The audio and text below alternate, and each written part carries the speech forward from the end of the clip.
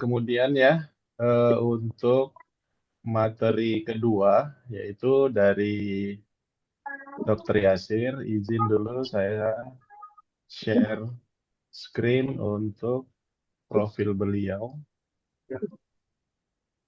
Sebentar ya.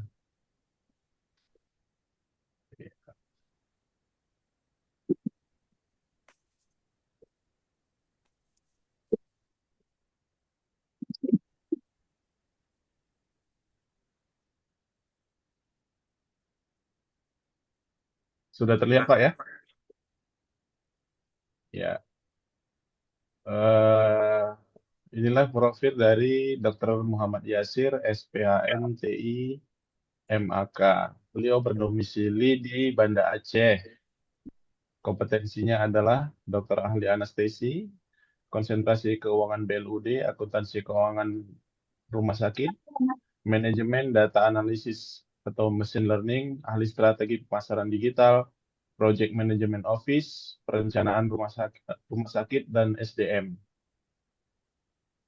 Pendidikan beliau di Universitas Syah Kuala, S1 Pendidikan Dokter, Universitas Airlangga, SP1 Dokter Anestesi, Universitas Syah Kuala S1 Manajemen, dan sekarang ini beliau sedang mengambil S3 di Institut Teknologi 10 November.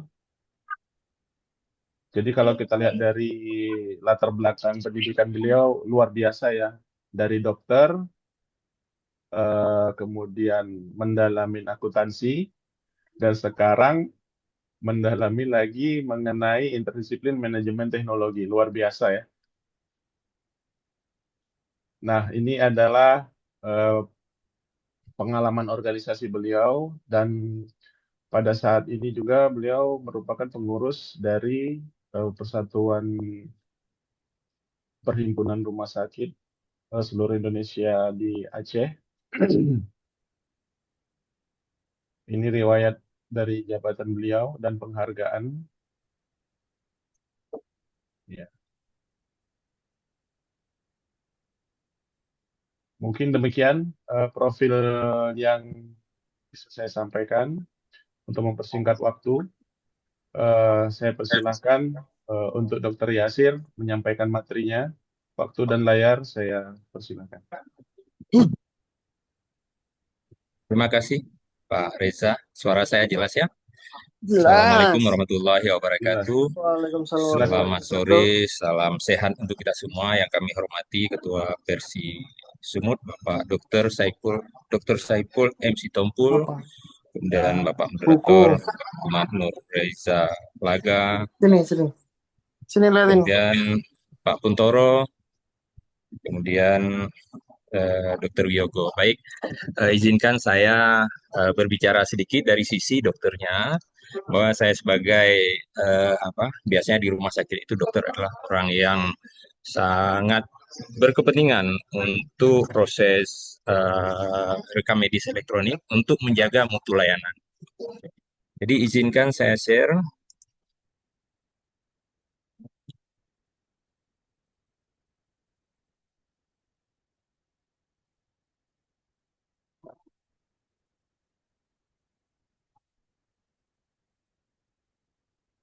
Oke, baik. Eh, jadi judul kita adalah eh, apa? Simgos itu mudah bagi dokter dan efisien untuk mutu layanan. Ya,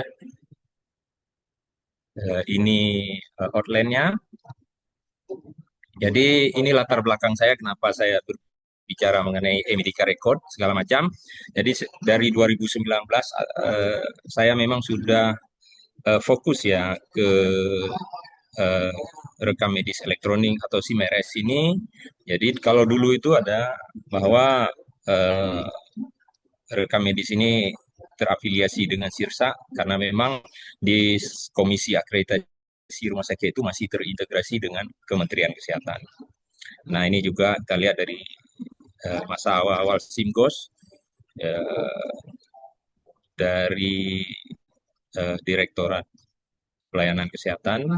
Jadi memang sebuah integrasi untuk proses SIM-RS Sirsak. Jadi kita lihat di sini ada proses masa-masa tersebut ya.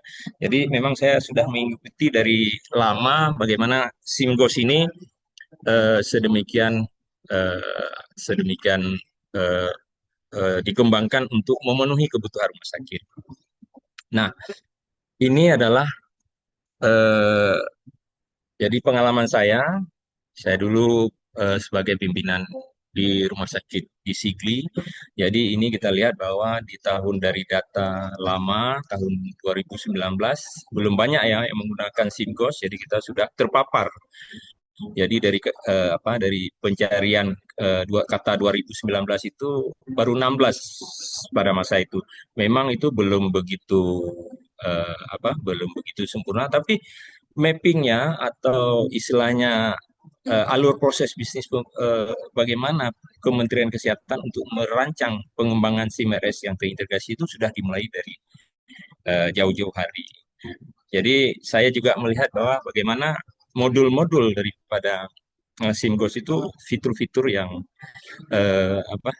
Pak Kuntoro sampaikan tadi itu sudah betul-betul eh, betul-betul eh, memenuhi standar untuk rumah sakit karena memang kenapa?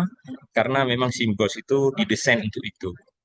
Tetapi persoalan lainnya yang harus kita pahami bahwa membangun SIM-RS tersebut butuh waktu, butuh biaya untuk SDM, sarana, dan prasarana. Baik, jadi ini kita lihat SIMGOS itu sesuai Kemenkes. Kenapa? Ya, ini dia. Dari Permenkes, keputusan Kemenkes tahun 2022 nomor 1423 tentang pedoman variabel dan metadata untuk penyelenggaraan RME. Jadi memang wajib menjadi acuan, ya. Jadi Kemenkes ini menjadi acuan. Nah, digunakan sebagai standar elemen data untuk kemudahan kompabilitas. Jadi kalau kita lihat bagaimana seorang dokter tersebut harus bisa menyesuaikan dengan Kemenkes ini. Jadi bukan rekam medis elektronik tersebut yang harus kita sesuaikan dengan kemauan dokternya, tetapi dokternya DPJP-nya lah ya yang harus menyesuaikan dengan apa yang standar di Kemenkes. Hal inilah yang seolah-olah ada apa seolah-olah SIMGOS ini wah ribet kali.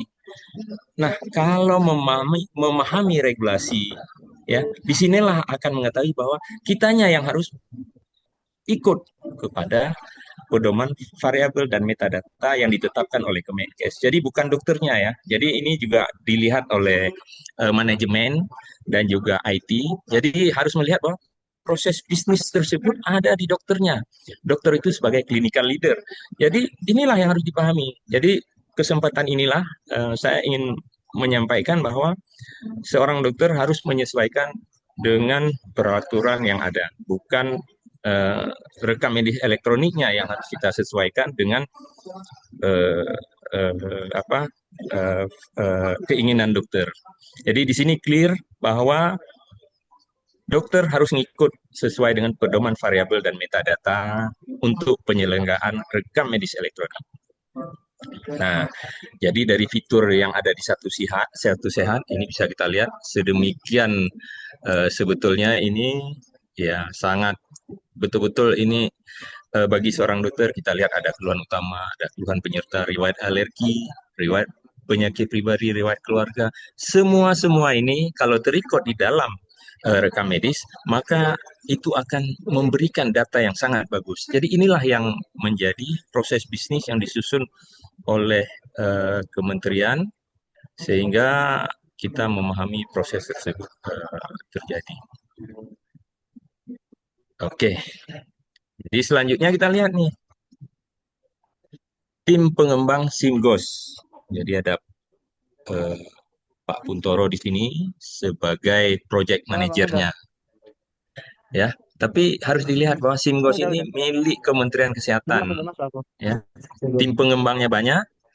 Kemudian ya secara kontribusi dari dokter atau tenaga keperawatan atau tenaga kesehatan lainnya itu sangat banyak. Jadi timnya ini betul-betul tim yang luar biasa sehingga kita bisa melihat tadi bagaimana sampai dengan keuangan, rinci keuangan dan itu betul-betul perlu diketahui oleh dokter. Baik, selanjutnya. Nah, ini sudah Pak Kuntoro sampaikan tadi bagaimana efisiensi pada SIMGOS. Jadi efisiensi ini harus dilihat bukan saja dari sisi bahwa dia efisien terhadap pelayanan, tetapi efisiensi terhadap waktu juga harus dilihat. Jadi itu harus kita lihat. Jadi SIMGOS itu sudah sampai fitur atau modulnya sampai bisa melihat efisiensi layanan, ya. Jadi betul-betul fitur yang wah dengan harga yang free, ya. Nah, ini saya dari sisi seorang akuntan juga, jadi juga melihat bahwa bagaimana proses-proses untuk biaya-biaya ini tersebut ini merupakan nanti yang di breakdown menjadi sub-sub biaya tersebut ini merupakan hal yang perlu bagi kita di manajemen rumah sakit. Karena kita akan bisa melihat, ini yang paling penting, BHP ini tersebut, ini adalah biaya operasional real per pasien ini yang harus dan ini sudah bisa disingkos. Jadi fiturnya betul-betul mewah, ya, betul-betul mewah untuk sebuah SIM RS. Nah, ini data-data ini kita bisa buat, ya, per pasien. Ini yang paling penting, per pasien. Jadi per pasien akhirnya bisa kita lihatkan bahwa per pasien tersebut dia surplus atau dia defisit. Kemudian kita rincikan nanti per dokternya, per dokter, per DPJP, ya, atau nanti per diagnosanya, ya. Jadi hal-hal ini atau per ruangannya juga bisa. Jadi fitur-fitur ini yang istilahnya namanya visualisasi data yang dibutuhkan oleh manajemen uh, untuk menghindari banyaknya utang. Oke. Nah, selanjutnya, saya ingin mencontohkan sebetulnya dari data di SIMGOS tersebut kita bisa memanfaatkan menjadi istilahnya menjadi data tersebut bisa kita join dengan aplikasi yang lain yang sebetulnya di SIMGOS saya sudah bisa. Tapi kalau kita ingin real, kita bisa buat dengan Google Sheet yang kita sampaikan langsung ke DPJP. Jadi yang paling penting itu adalah DPJP itu harus memastikan bahwa data tersebut ada. Ya, kalau data tersebut sudah ada, maka kita akan lebih mudah untuk melakukan telaah yang lebih lanjut. Nah, ini ya saya contohkan ya. Oke. Saya contohkan di sini. Jadi ada jadi kita bisa buat data dari data yang sudah ada di SIMGOS tersebut, kita bisa ambil, ya, kemudian kita buat rincian. Nah, ini bisa kita lihat bahwa ini data TXT yang kalau data TXT tersebut menjadi lebih baik, ini data TXT-nya. Nah, setelah data TXT menjadi lebih baik, nah kita katakanlah bahwa kita mau melakukan real time untuk DPJP-nya, ya, maka DPJP-nya akan senang ini, ya. Ya, sebetulnya dengan fitur di dalam SIMGOS juga sudah ada, tapi kita bisa dengan metode-metode sekarang bahwa dengan Google Sheet kita bisa berbagi email, ya, berbagi file dengan eh, apa eh, eh, dengan dokter DPJP. Nah, dari data TXT claim ini, maka saya contohkan ke dokter, ya, katakanlah dokter spesialis anak ini, ya, kita bisa lihat di Januari, ya, Januari, ini hanya sebagai contoh ya, ini adalah klaim Januari, katakanlah TXT-nya ini, kemudian kita buat rekapan. Jadi dari sini kita bisa tahu berapa obat dan BHP yang dikeluarkan per dokternya. Ini yang paling penting. Berapa standarnya? Nanti kita lihat standarnya. Standar yang kita benchmarking ke rumah sakit vertikal. Jadi kita bisa lihat per bulannya dokter tersebut defisit atau surplus. Jadi kalau tidak ada laporan per bulan, maka ini tidak akan efisiensi itu tidak akan terjadi. Jadi inilah keuntungan daripada Simgos, dan saya memang orang yang istilahnya dari dulunya memahami bahwa ini sebuah hal yang harus sama-sama kita pedomani, dan Simgos itu memiliki fitur yang sangat bagus. Baik, kita lanjutkan ya. Nah, oke.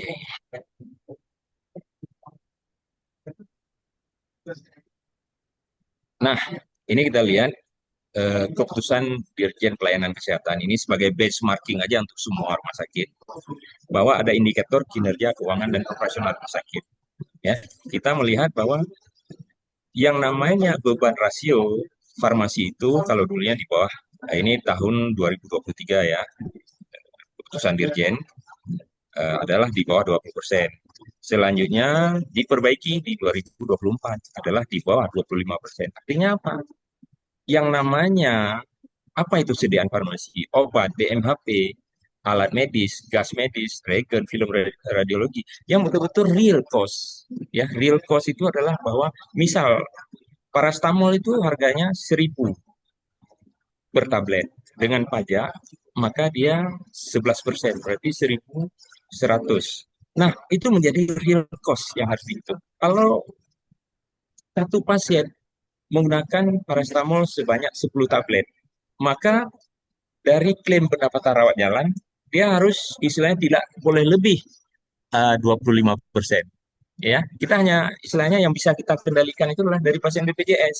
Jadi inilah menjadi kewenangan dokter untuk mengendalikan ini. Jadi dokter itu tidak saja tidak mengeluh saja ini obat tidak ada, tapi begitu kita kita sampaikan data, dokter ini penggunaan obat Anda ini berlebihan.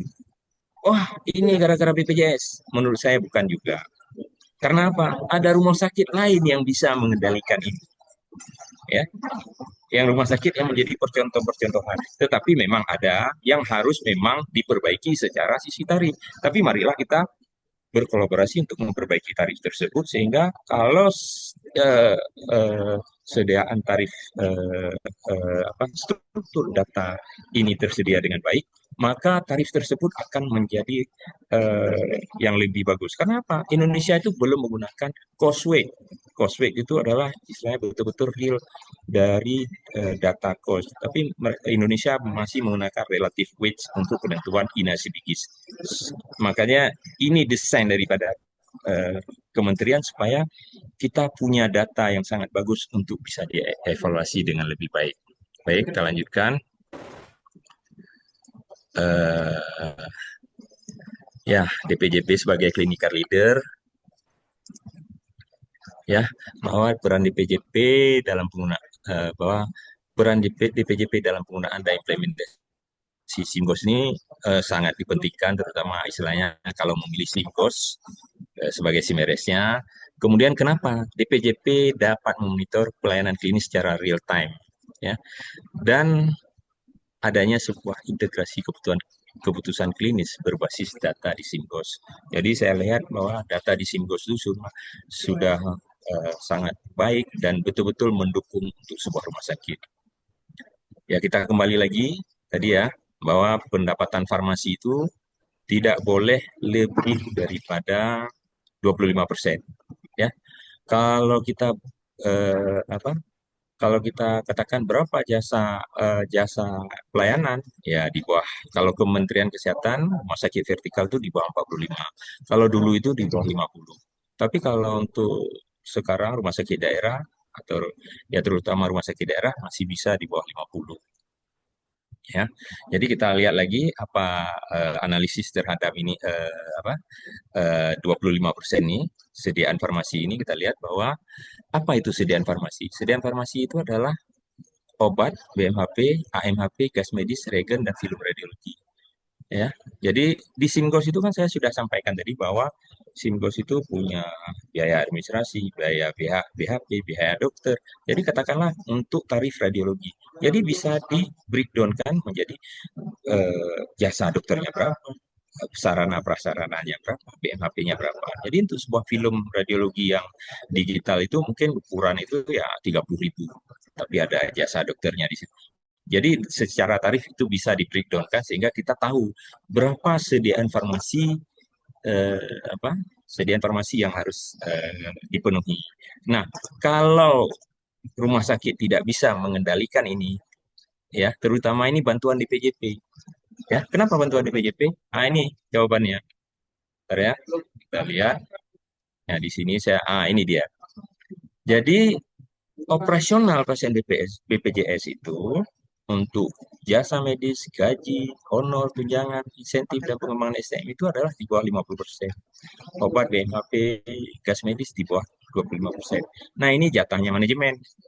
Ya, barang, jasa, pemeliharaan, perjalanan dinas, administrasi, jangan lebih daripada 15%. Jadi kalau rumah sakit yang banyak utang itu kenapa banyak utang? Untuk jasa aja dia udah 50% belanja pegawai. Untuk obat BMHP, dia itu sudah menggunakan sampai 35%. Untuk pemeliharaan perjalanan dinas, dia sudah menggunakan 25% dari laporan keuangan. Saya menilai beberapa laporan keuangan, ya, inilah yang terjadi.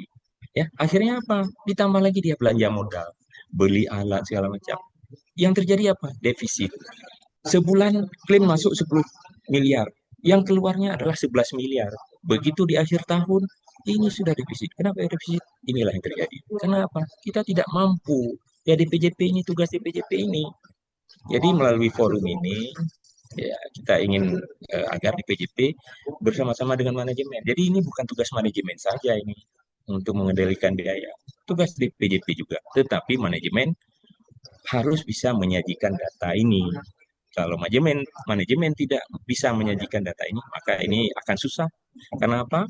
Nah, sekarang saya ada tulisan saya atau analisis saya sih bahwa rumah sakit itu banyak yang utang.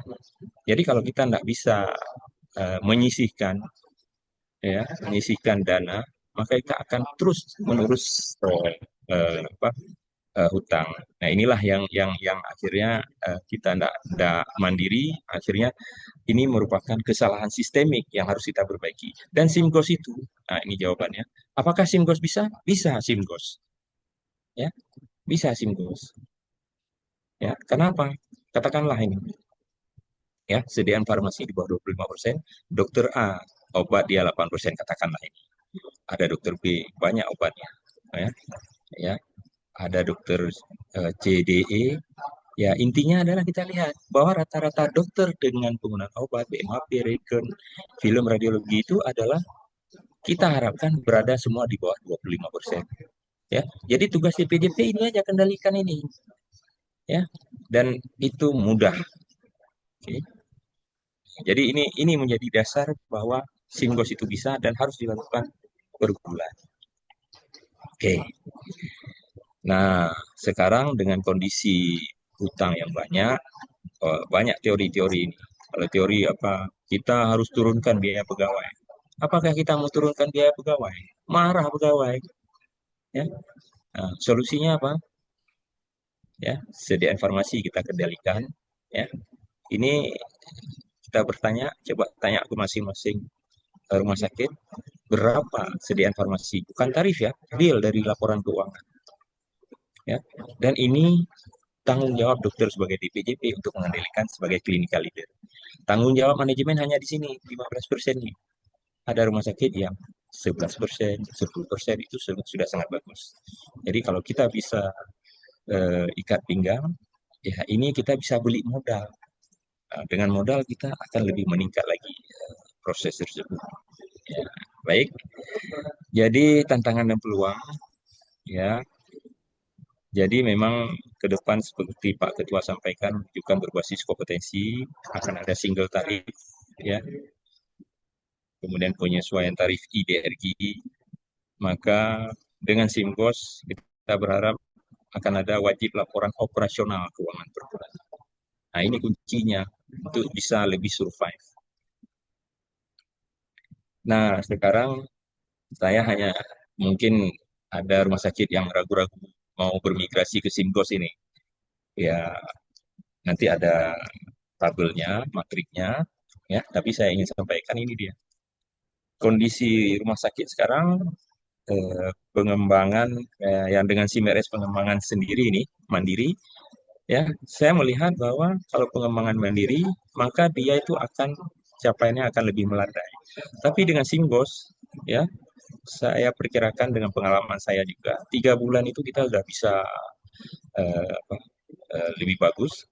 Dan untuk pengembangan selanjutnya, efisiensi selanjutnya, termasuk dengan PACS, PAC System, kemudian dengan sistem informasi radiologi, LIS, maka ini akan sangat-sangat lebih hebat nanti untuk kedepannya, sehingga target pemenuhan standar dalam satu episode waktu itu akan menjadi lebih unggul.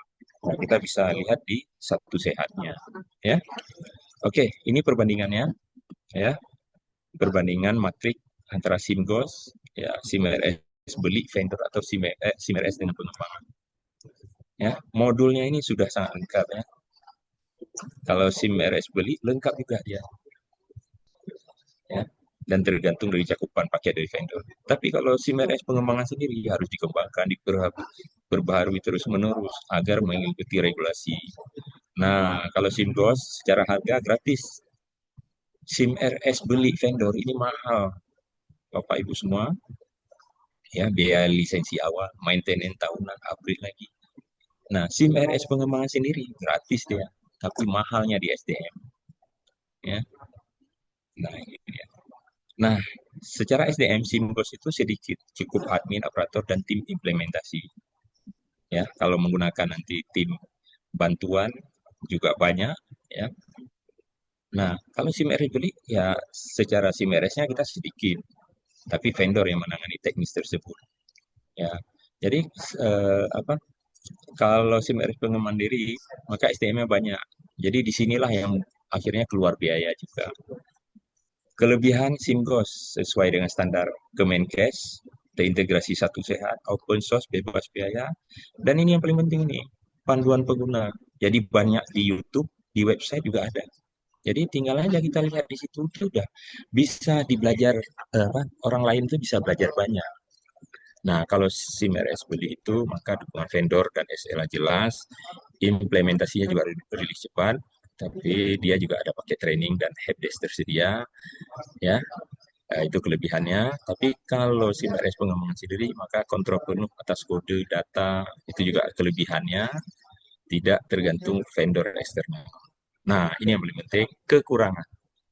Ya, memang kekurangan SIMGOS ini relatif lebih kecil ya. Perlu tim internal untuk menginstalasi atau update. Fitur-fitur baru ini tergantung roadmap komunitas. Nah, ini yang menjadi persoalan utama. Kita nggak bisa ubah-ubah itu SIMGOS. Untuk apa diubah? Yang ada aja nggak bisa kita isi. Ya, karena apa? Yang ada saja itu sudah memenuhi. Ini yang ada aja belum kita isi. Ya, nah itu dia. Kalau SIMRS beli, ya biayanya tinggi. Kalau sanggup nggak apa-apa.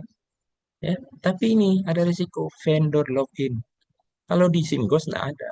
Begitu udah berganti orang, ya ganti ininya, nggak ada masalah, tinggal belajar aja. Ya, ini makanya lebih fleksibel. Ya, kemudian satu lagi ada kostumisasi ini, fitur tambahan biasanya berbayar. Nah, kekurangan SIMRS pengembangan sendiri adalah biaya SDM tinggi, pengembangan tinggi, kemudian waktu pengembangan lama ini. Jadi saya melihat beberapa teman-teman ini, kami itu bisa senang dengan pengembangan sendiri. Tapi dengan zaman sekarang itu, ya enggak, apa istilahnya, eh, rugi di waktu. Jadi yang betulnya adalah bagaimana seperti Pak Puntoro sampaikan, ada WA Plus. Itu orang itu sudah beralih ke customer experience. Ya, bagaimana ini yang bahwa SIMRS ini untuk mempercepat layanan pasien, untuk mempercepat DPJP melayani pasien, itu yang paling penting. Jadi inilah konsekuensi kegagalan implementasi American Record bagi DPJP. Jadi sebetulnya penyebab utamanya adalah pelatihan atau dukungan yang tidak memadai bagi DPJP. Kemudian ada juga yang beban teknis atau administrasi yang menyebabkan resistensi DPJP. Ya kadang-kadang DPJP-nya karena udah senior malas pegang komputer, susah ini. SIMRS-nya yang disalahkan. Jadi kembali ke statement awal saya, bukan SIMRS-nya yang harus disesuaikan dengan DPJP, DPJP-nya sesuaikan dengan persyaratan daripada Kemenkes. Ya, jangan dibalik. Kalau dibalik nanti rumah sakitnya yang menjadi resiko, tidak sesuai dengan satu sehatnya. Ya, akhirnya lama proses pengembangannya. Ya, ini yang harus dipahami oleh kita semua. Ya, konsekuensi daripada EMR itu apa untuk ke depan? Kalau dia dokumentasi tidak lengkap, maka penanganan layanan medis ini tidak tepat. Jadi akan meningkatkan biaya pelayanan kesehatan. Itu. Kemudian adanya kesalahan dalam pengobatan atau penanganan pasien. Jadi data rekam medis yang tidak lengkap juga itu akan menyebabkan risiko kesalahan terapi ya akibat informasi yang tidak lengkap. Nah, ini fitur-fitur ini sudah ada di Singgos supaya ini lebih cepat dan lebih baik dan bisa kita lihat di rumah, bisa kita lihat evaluasi-evaluasi di luar rumah sakit. Kemudian risiko hukum nih yang paling penting. Ke depan ini kan harus EMR. Jadi kalau ada kesalahan dokumentasi itu memicu resiko hukum. Pertanggungjawabannya dokter secara legal. Ya. Kemudian resiko keselamatan pasien juga paling penting. Jadi kalau EMR yang buruk maka berisiko terhadap pengambilan keputusan di PJP. Jadi satu lagi adalah bahwa gangguan alur kerja, adanya ketidaksesuaian antara desain teknologi dan alur kerja klinis menyebabkan implementasi EMR gagal. Kembali saya tegaskan di sini bahwa apa proses bisnis, proses pelayanan ya, di dalam dunia rumah sakit ya, proses bisnis pelayanan itu ada di dokter. Jadi dokterlah yang istilahnya memahami ini jalurnya apa, rekam medisnya apa, itu yang harus dipahami. Ya. Jadi kalau tim pengembang sendiri tersebut tidak kuat di dalam apa-apa yang harus menjadi keharusan dalam sebuah rekam medis, maka itu akan menjadi bermasalah. Itu yang akan bermasalah sekali. Nah, jadi alangkah lebih bagusnya ini mohon dipikirkan kembali, ya, mohon ditimbang-timbang kembali bahwa secara efisiensi, marilah istilahnya pikir ulang, ya. Ada proses transformasi sehingga kita bisa melakukan sesuai dengan standar, ya, standar EMR. Saya juga istilahnya, saya juga sebagai surveyor akreditasi juga.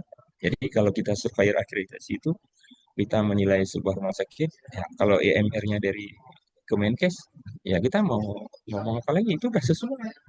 Tapi kalau EMR-nya tidak sesuai dengan Kemenkes, ya kita bisa jadi nanti akan ada perbedaan-perbedaan atau ada hal-hal yang tidak lengkap. Ya, sehingga kita akan bertanya kembali, ya, ini siapa yang menjelaskan? Oh, ini dokter sekian berdasarkan rekam medis kami. Rekam medis kami itu mungkin tidak update, jadi harus diupdate dulu rekam medisnya. Kalau di Kemenkes ya sudah terupdate pastinya. Ya itulah keunggulan. Baik, secara kesimpulan, penerapan SIMGOS sesuai standar Kemenkes mudah bagi dokter untuk menjamin kepatuhan regulasi, interoperabilitas data, efisiensi administrasi, serta meningkatkan mutu layanan kesehatan.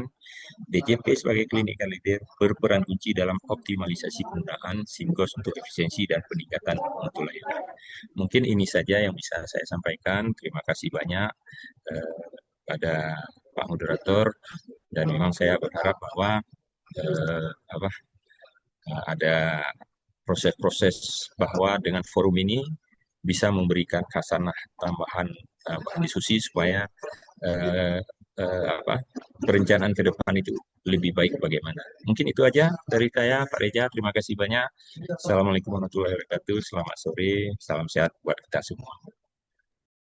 Waalaikumsalam warahmatullahi wabarakatuh. Terima kasih Dr. Yasir atas paparannya. Luar biasa sekali ya. Analisanya sangat-sangat mendalam dari segi biaya, dari segi pengeluaran dan segala macam. Kalau saya sendiri dari sisi IT mungkin nggak sampai ke situ ya, tapi Dr. Yasir luar biasa, jadi membuka wawasan ya, sangat-sangat membuka wawasan. Makanya sampai sekarang tuh saya senang sharing dengan beliau, banyak menambah pengetahuan ya. Nah, baiklah, kita masuki ke sesi paparan terakhir, yaitu